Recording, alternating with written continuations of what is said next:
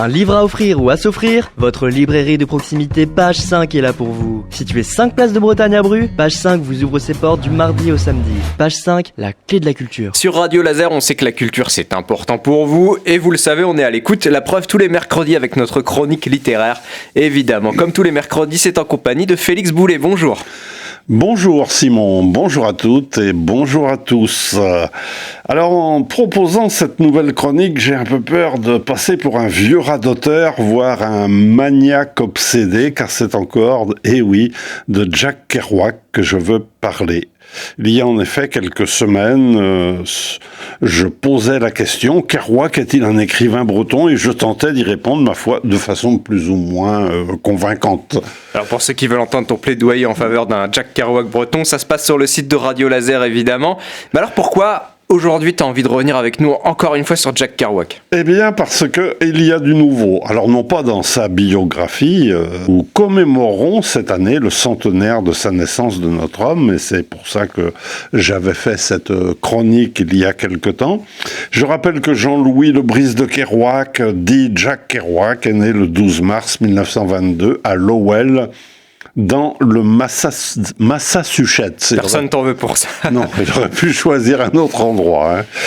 Issu d'une famille québécoise, celui qui était affectueusement nommé Tijan a grandi dans une famille francophone et n'a appris l'anglais, qui sera sa langue d'auteur, d'écrivain, ne l'a appris qu'à l'école. Alors pour découvrir cet auteur, si ce n'est fait, il ne faut pas hésiter à se plonger dans son œuvre phare, Sur la route, le rouleau original, version non édulcorée de la première édition.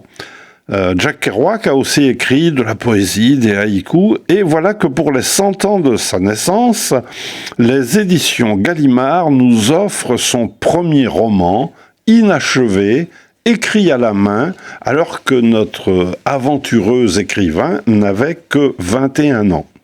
Voilà, c'est de ce roman que je vais parler aujourd'hui, L'Océan est mon frère, paru donc chez Gallimard dans la collection du Monde entier, dans une traduction de Pierre Goulier-Mina. Qu'est-ce que le Jack Kerouac de 21 ans avait à nous raconter alors ? Eh bien, il nous raconte l'histoire de Wesley, qui est un jeune marin de la marine marchande en permission à New York. Dans un bar, il rencontre Bill Everhart, prof d'université.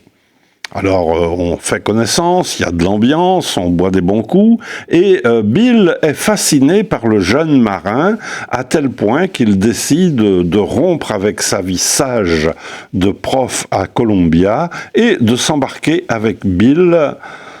Et les voilà partis donc en direction de Boston, en autostop bien sûr. Les voilà tous les deux sur le Westminster, un cargo qui part vers le Groenland, sous la protection d'un navire militaire, car la Seconde Guerre mondiale fait déjà rage en Europe. Est-ce que tu as retrouvé des choses que tu aimais dans Kerouac, dans ce premier roman ? Absolument. Alors, il faut noter que ce roman est paru aux États-Unis seulement en 2011, donc plus de 70 ans après son écriture.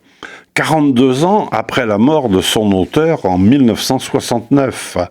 S'il est inachevé, c'est parce que Jack Kerouac lui-même le jugeait nul et l'abandonna. Ceci dit, on peut être en désaccord avec l'auteur. C'est ton cas. Oui, bien sûr.